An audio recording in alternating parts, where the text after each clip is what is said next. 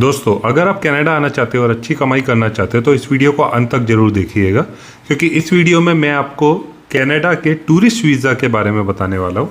काफ़ी लोगों के ये सवाल रहते हैं कि क्या हम टूरिस्ट वीज़ा में जा सकते हो, जॉब ढूंढ सकते हैं और क्या हमें अपने कैलिबर का जॉब मिल सकता है। कुछ लोगों का ये भी सवाल रहता है कि टूरिस्ट वीज़ा हमें मिलेगा कि नहीं मिलेगा, क्या क्राइटेरियाज रहते हैं। काफ़ी लोगों के ये भी सवाल रहते हैं कि हमें कौन सी डेजिग्नेशन में जॉब मिल सकता है मेरी क्वालिफिकेशन के अकॉर्डिंग, और मुझे कितने अनुभव की ज़रूरत है या कितने क्वालिफिकेशन की ज़रूरत है। तो इस वीडियो में मैं हर स्पेक्ट्रम की डेजिग्नेशन भी कवर करूँगा। आपकी जो भी जॉब प्रोफाइल है उसके अकॉर्डिंग आपको किस टाइप का जॉब मिल सकता है। बाय द वे, अगर आप इस चैनल में नए हो तो इस चैनल को सब्सक्राइब भी कर दीजिए और बेल आइकन भी दबा दीजिए।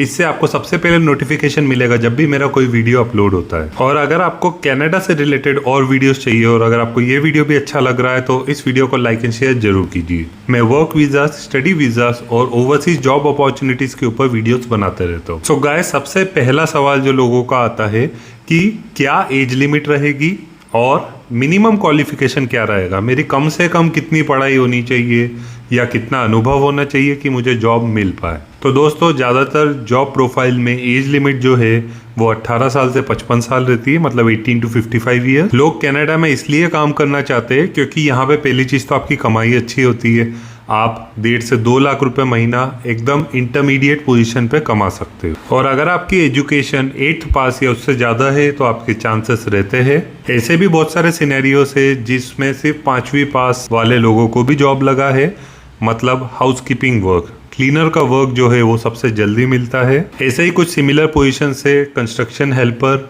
या फिर पैकेजिंग वर्कर और इनफैक्ट फार्म लेबरर्स, इस टाइप के काम में बहुत कम एजुकेशन चाहिए रहती है, लेकिन इसमें आपको थोड़ी बहुत इंग्लिश आनी चाहिए। अगर आपकी एजुकेशन भी कम है और आपको इंग्लिश बिल्कुल भी नहीं आती है तो आप एटलीस्ट एक एरिया में अच्छा हो जाइए, आप अंग्रेजी अच्छे से सीख लीजिए। बहुत सारी स्पोकन इंग्लिश की क्लासेस रहती है, बहुत सारे यूट्यूब चैनल्स है, हर तरफ से आप सीखना चालू कीजिए, इसमें आपके चांसेस थोड़े बेटर हो जाएंगे। अब काफ़ी लोगों का ये भी सवाल आता है कि मुझे अनुभव कितना चाहिए। तो गाइस, फ्रेशर्स के लिए भी जॉब रहते हैं और एक्सपीरियंस लोगों के लिए भी जॉब रहते हैं। आपका जितना ज़्यादा अनुभव रहेगा आपकी कमाई उतनी ही ज़्यादा होती जाएगी। अब एक सबसे अहम सवाल कि अगर हम टूरिस्ट वीज़ा में जाए और जॉब ढूंढे तो हमारे कितने चांसेस रहते हैं। तो गाइस, ज़्यादातर जो जॉब्स है वो आपको ऑनलाइन ही ढूंढने पड़ते हैं, तो हमेशा आपको टूरिस्ट वीज़ा में जाके जॉब ढूंढने की ज़रूरत नहीं है। यस, अगर आप कनाडा में ही ऑलरेडी प्रेजेंट हो तो आपको थोड़ी बेटर अपॉर्चुनिटीज़ भी मिल पाती है, मतलब 20% आप मान के चलो ज़्यादा अपॉर्चुनिटीज़ रहती है, क्योंकि बहुत सारे ऐसे एम्प्लॉयज़ रहते हैं जिनको चाहिए कि आप कनाडा में ऑलरेडी प्रेजेंट हो कि आप वॉक इन इंटरव्यू दे पाओ। और अगर आप मुझसे पूछोगे कि क्या बेहतर तरीका है, तो आप घर बैठे बैठे ऑनलाइन जॉब्स के लिए अप्लाई कीजिए। आपको बस एक अच्छी क्वालिटी का CV कवर लेटर चाहिए और आपको ये पता होना चाहिए कि कहाँ कहाँ पे जॉब अपॉर्चुनिटीज निकली हुई है। जॉब अपॉर्चुनिटीज के बारे में आपको इस चैनल में पता चल ही जाता है। और इन सब से भी ज्यादा इंपॉर्टेंट है आपकी कंसिस्टेंसी। आपको थोड़ी मेहनत करनी पड़ेगी, आपको रोज कम से कम 1 घंटा देना पड़ेगा जॉब्स को अप्लाई करने के लिए। टूरिस्ट वीजा में जाना मैं उन्हीं लोगों को रिकमेंड करता हूँ जिनके पास थोड़े से फंड्स है, थोड़ी सी सेविंग्स है, क्योंकि कनाडा एक एक्सपेंसिव कंट्री है।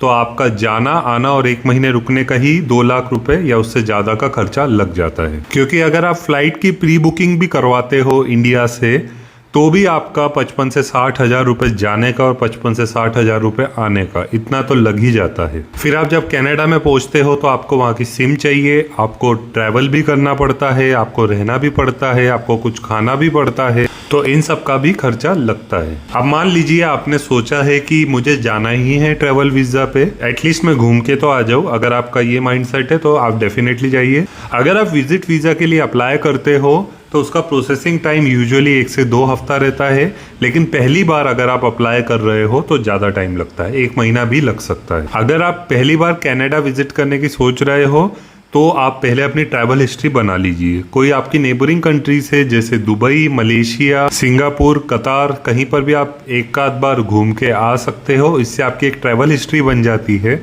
जब आपकी ट्रैवल हिस्ट्री रहती है तो आपके रिजेक्शन के चांसेस कम रहते हैं। इसके अलावा आपको अपना एक सफिशिएंट बैंक बैलेंस बताना पड़ता है। जैसे आपको पता ही है कि कनाडा एक एक्सपेंसिव कंट्री है, तो आप पहले से ही थोड़ा सा फंड रखिए। जितने ज़्यादा लंबे समय के लिए आप रुकना चाहते हो उतना ही ज़्यादा फंड आपको बताना पड़ेगा। अगर आप कनाडा में 1 महीने का रुकने का सोच रहे हो तो आप 2 लाख या उससे ज़्यादा अपना एक सफिशिएंट फंड बताइए। अब काफ़ी लोगों को ये भी सवाल आते हैं कि अगर हम टूरिस्ट वीज़ा में जाते हैं और अगर हमें जॉब मिल जाता है तो क्या हम टूरिस्ट वीज़ा को वर्क वीज़ा में कन्वर्ट करवा सकते हो? Answer is yes. जब आपको जॉब मिलता है तो आपका वर्क परमिट इनिशिएट आपका एम्प्लॉयर करता है और आपको साथ में लेटर ऑफ स्पॉन्सरशिप भी मिलती है और वर्क परमिट की प्रोसेस में टाइम लगता है। It's not a 1 day process. अगर आपका वर्क परमिट लीमिया प्रोसेस से इनिशिएट होता है तो 2 से 4 महीने लग जाते हैं आपके वर्क परमिट को मिलने में, और अगर आपका IMP प्रोग्राम के थ्रू होता है तो आपका 2 से 5 हफ्ते उसमें भी लग जाते हैं मिनिमम,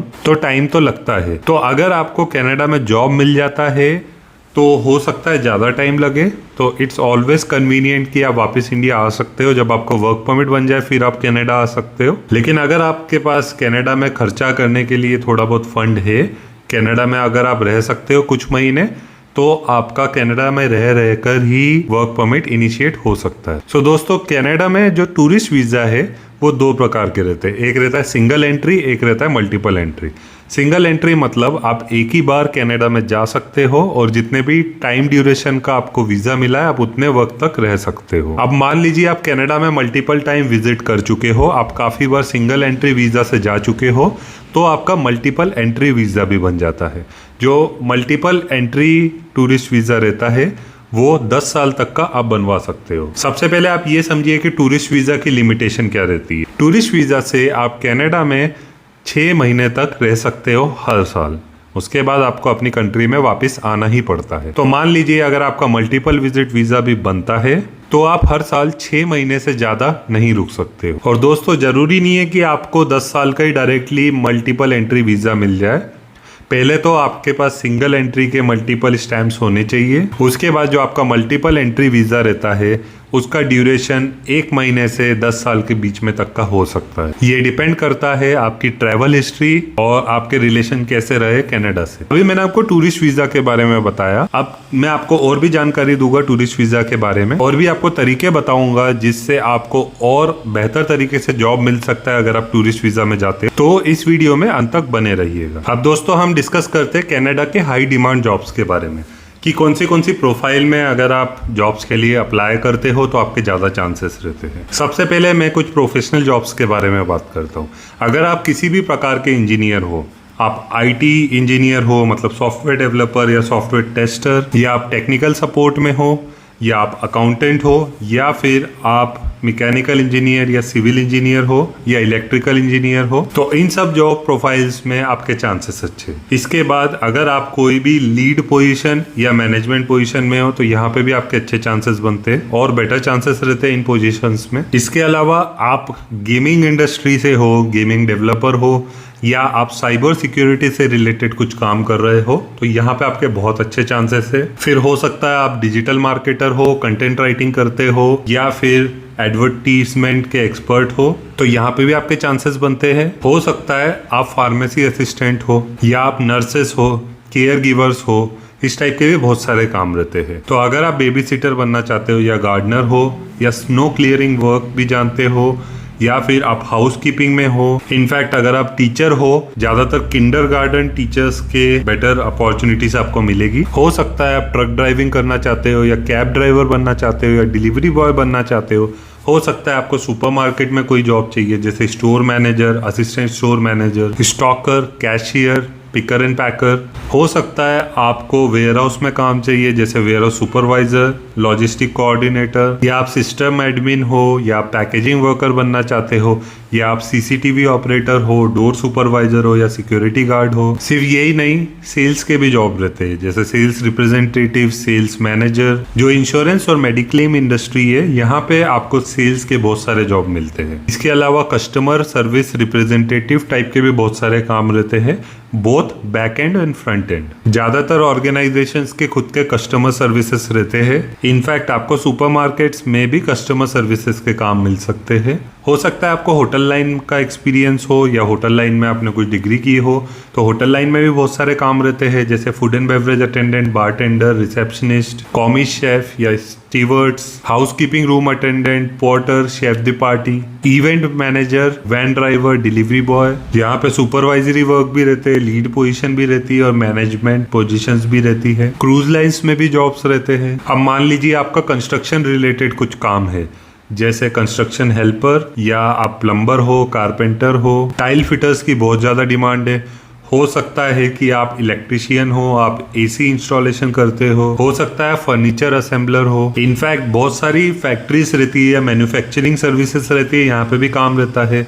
जैसे आपको फैक्ट्री वर्कर का काम मिल सकता है, मीट प्रोसेसिंग के बहुत सारे वर्क्स रहते हैं, पेपर बैग फैक्ट्री है, चॉकलेट फैक्ट्रीज है। हो सकता है आप इंटीरियर डिजाइनर हो सकता है आप किसी फॉर्म के आर्टिस्ट हो, आर्टिस्ट को भी बहुत ज्यादा बढ़ावा मिलता है। मे बी आप एडिटर हो या एनिमेशन रिलेटेड कुछ काम कर रहे हो सकता है आप इन्वायरमेंट रिलेटेड कुछ काम कर रहे हो, या फिर केमिकल इंजीनियर हो। यहाँ पे भी आपकी अच्छी डिमांड रहती है। तो ये मैंने आपको कुछ ब्रीफ अपॉर्चुनिटीज बताई जहाँ पे अगर आप अप्लाई करते हो तो आपके चांसेस अच्छे रहते हैं। सो दोस्तों, अगर आप जॉब्स के लिए अप्लाई करना चालू कर रहे हो तो आपके लिए दो ही सबसे बड़ी स्टेप रहती है।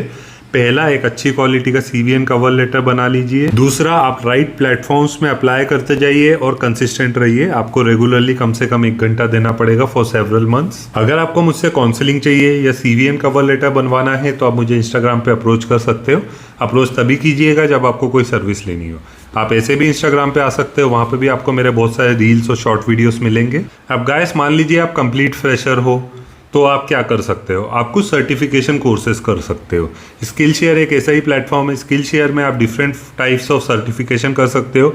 मान लीजिए, जैसे आपको पता है कि सुपरमार्केट्स में बहुत सारी वैकेंसीज चलती है, तो आप सेल्स रिलेटेड कुछ काम कर सकते हो सकता है आप कुछ कटिंग एज टेक्नोलॉजी में करना चाहते हो तो आप डिजिटल मार्केटिंग या एडवर्टीजमेंट एक्सपर्ट, SEO एक्सपर्ट बन सकते हो। इस टाइप के कुछ सर्टिफिकेशन कोर्स कर सकते हो सकता है आपको होटल लाइन में जॉब चाहिए तो आप कुलिनरी आर्ट्स या फिर कुछ डिफरेंट फॉरेन लैंग्वेजेस सीख सकते हो। अगर आप कनाडा को टारगेट कर रहे हो तो आप अपनी इंग्लिश लैंग्वेज या फ्रेंच लैंग्वेज में प्रोफिशिएंसी ले सकते हो, क्योंकि इनके भी आपको एक्स्ट्रा एडवांटेजेस मिलते ही है। तो गाइस, अपॉर्चुनिटी बहुत है, ग्रैब करने वाला चाहिए। मैं आपको गाइड कर सकता हूँ, चलना आपको खुद ही। अब मान लीजिए आपने सोचा है कि आपको टूरिस्ट वीजा में जाना है और आप चाहते हो कि आपकी अपॉर्चुनिटीज और बेहतर हो जाए, तो वो कैसे कर सकते हो?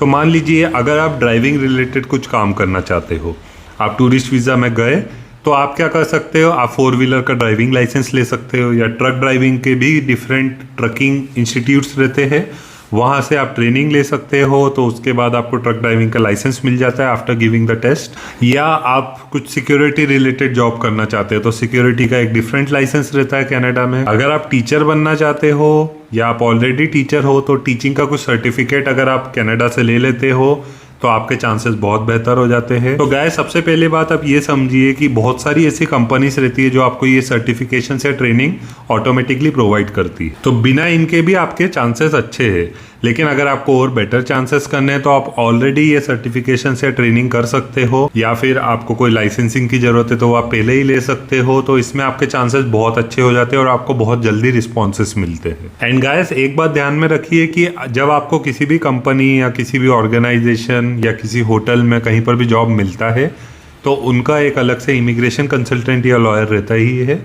तो आपको एक पॉइंट ऑफ कांटेक्ट हमेशा ही मिलता है जब आपको जॉब मिल जाता है, लेटर ऑफ स्पॉन्सरशिप मिल जाती है, जो आपके टच में रहता है और आपको गाइड भी करते रहता है डॉक्यूमेंट रिलेटेड क्वेरीज में। और ये बात ध्यान में रखिए कि जो वर्क वीजा है वो आपका एम्प्लॉयर ही आपके लिए इनिशिएट करेगा, वो आपके हाथ में नहीं रहता है। एंड गाइस, ज्यादातर जॉब में इंग्लिश टेस्ट की जरूरत नहीं पड़ती है। अगर किसी कंपनी या एम्प्लॉयर को जरूरत पड़ती है आइल्स टेस्ट की, उनकी रिक्वायरमेंट है, तो वो अपनी जॉब वैकेंसी में पहले ही मेंशन कर देते हैं। अदरवाइज वो आपसे इंटरव्यू में बोल देंगे कि आप आइल्स का टेस्ट भी पहले दे दीजिए। तो IELTS test is not necessary, but अगर आपने पहले से ही आइल्स टेस्ट दे के रखा है और अगर आप अपना स्कोर अपने सीवी में मेंशन करते हो तो आपके चांसेस ऑब्वियसली बेटर हो जाते हैं। जितना ज्यादा आप एविडेंस बताओगे उतने ही आपके चांसेस बढ़ते जाते हैं। एंड गाइस, अपने सीवी में वर्क एक्सपीरियंसेस वो ही मेंशन कीजिए जो आपके पास ऑलरेडी है, जिसका आप कुछ ना कुछ प्रूफ बता सकते हो, या तो एक्सपीरियंस लेटर, या तो ऑफर लेटर, या तो कुछ पेमेंट स्लिप, कुछ भी अगर आप दिखा पाते हो तो ही आप मेंशन कीजिए। तो इसमें आपको फ्यूचर में भी कोई प्रॉब्लम नहीं आएगी। मान लीजिए अगर आपके पास कोई अनुभव है जो आप मेंशन ही नहीं कर पा रहे हो तो आप ऐसे फ्रेशर ही अप्लाई कीजिए। तो गाइस काफी लोगों के कमेंट में सवाल आ रहे थे कि टूरिस्ट वीजा के ऊपर वीडियो बनाइए कि टूरिस्ट वीजा में अगर हम कनाडा में जाते हैं तो क्या क्या अपॉर्चुनिटीज रहती है, क्या हमें जॉब मिल सकता है। तो मैंने आपको एक ब्रीफ ओवरव्यू दे दिया। अगर आप इस चैनल में नए हो तो इस चैनल को सब्सक्राइब जरूर कर लीजिए और बेल आइकन भी दबा दीजिए, इससे आपको ही बेनिफिट रहता है। जब भी मेरा कोई वीडियो अपलोड होगा आपको सबसे पहले नोटिफिकेशन मिलेगा। और अगर आपको ये वीडियो अच्छा लगा तो इस वीडियो को लाइक एंड शेयर कर दीजिए, इससे मुझे पता चलता है कि आपको कनाडा से रिलेटेड और भी वीडियोस चाहिए। मैं वर्क वीजा, स्टडी वीजा और जॉब अपॉर्चुनिटीज रिलेटेड वीडियोस बनाते रहता हूँ। So that's all for this video. I wish you all the best and see you in the next video.